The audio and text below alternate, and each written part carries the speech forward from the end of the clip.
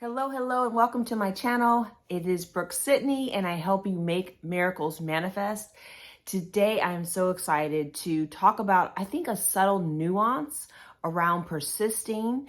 And so it's the idea that pushing is not persisting. And I think that's why some of your manifestations are just not coming in.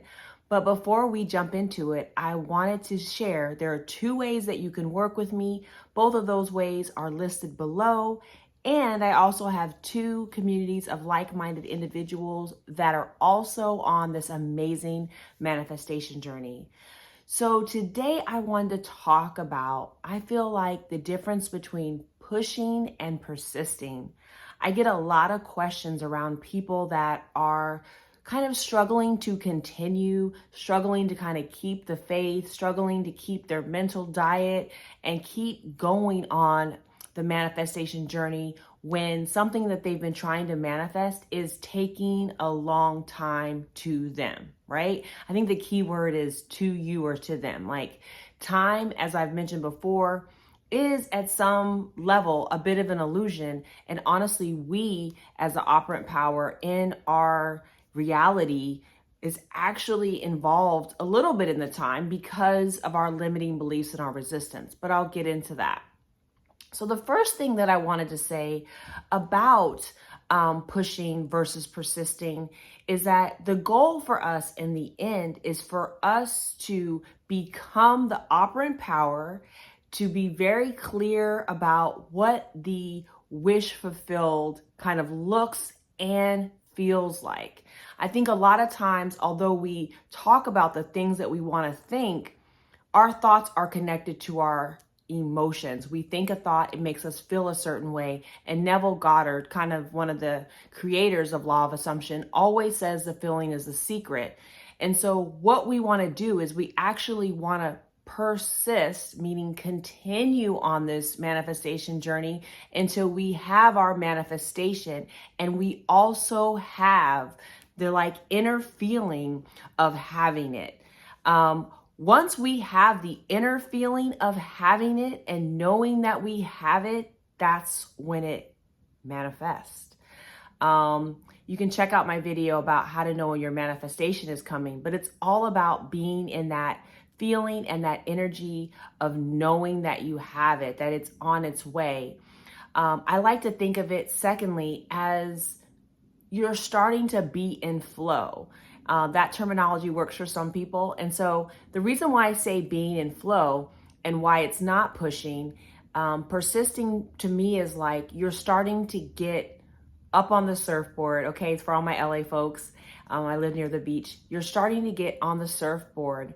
And instead of feeling like you're going against the stream or you're going against the wave, you're actually in the wave. You have figured out your thoughts, your feelings, your beliefs, your state of consciousness, which I talked about recently, as well as your self-concept that is in flow, that is in alignment with you having your manifestation.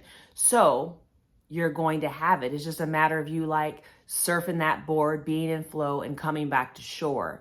You're confident in the fact that you have your manifestation. You're confident in that it is aligned. You feel good about it. That is totally different from pushing. And I think of it like this. Think of it as pushing against. You might feel like the door is closed if some of you are in no contact or you've been ghosted and you're trying to push against this. You're trying to manifest this text or manifest this contact so that you can keep checking the 3D and doing all these things. And if that type of energy, and I feel like those smaller manifestations, although everything is fine, you can manifest things big and small, but sometimes we want to not concentrate on the middle. And for the middle, it can be those smaller clues that we see in the 3D or we want in the 3D to affirm that we're on the right path. I talk about kind of the middle, the messy middle, and to not focus on that. But we want to really stop pushing against the 3D. If you're feeling like you're pushing against things with your affirmation, I'm going to ask you to take a pause, go back, rethink and remove into the flow of what you're trying to manifest, to get back into thinking, who is the person, kind of like your alter ego, who is the person that has the thing? How would they feel about it? How would they be in connection to it? How would they be flowing with their desire, their wish fulfilled? Pushing, that's why I feel like it's such a good word. It is not the same energy as like persisting to me, being in flow and being in the mode of continuing until you know that something is happening, until you are certain that it is coming because it is a part of you. It is done. It is finished. Your imagination has now merged with your knowing brain, and it is coming out in the fact that you can feel it in your being, and it's all in flow together, and you're just persisting in this state of being, this state of consciousness, this self-concept, the thoughts and beliefs around that energy of having it. That is the essence of, to me, persisting, and why persisting is deeply different from pushing.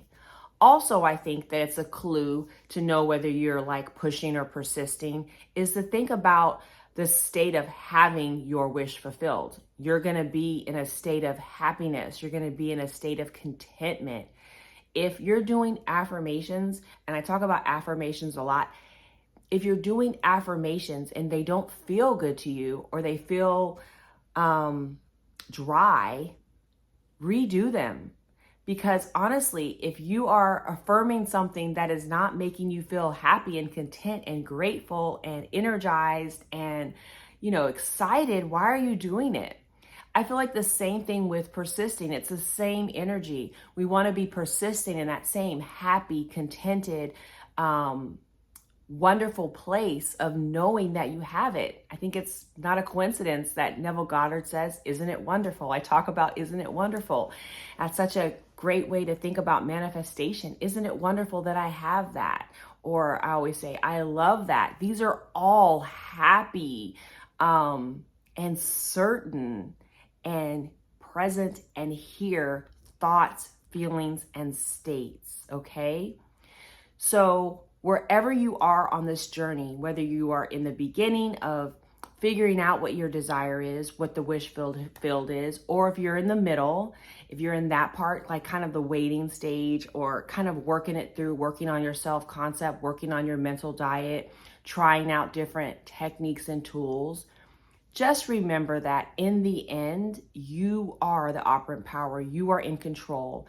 This is your reality that you are living for you, right? Not the entire reality of all worlds, but for you it is. And so you're in control of that.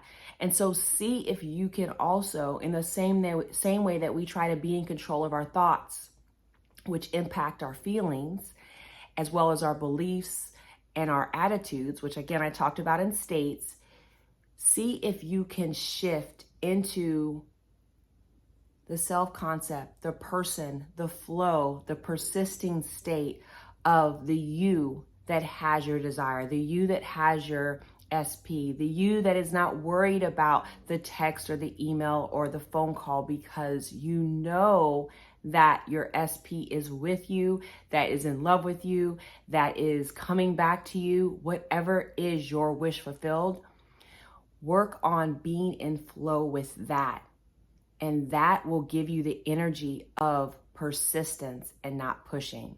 So let me know how that resonates with you. It is my intention to help you move through this manifestation journey in an amazing way where you are making all your miracles manifest. Make sure you are subscribed to my channel, like this video, as well as turn on that notification bell, and I will see you tomorrow.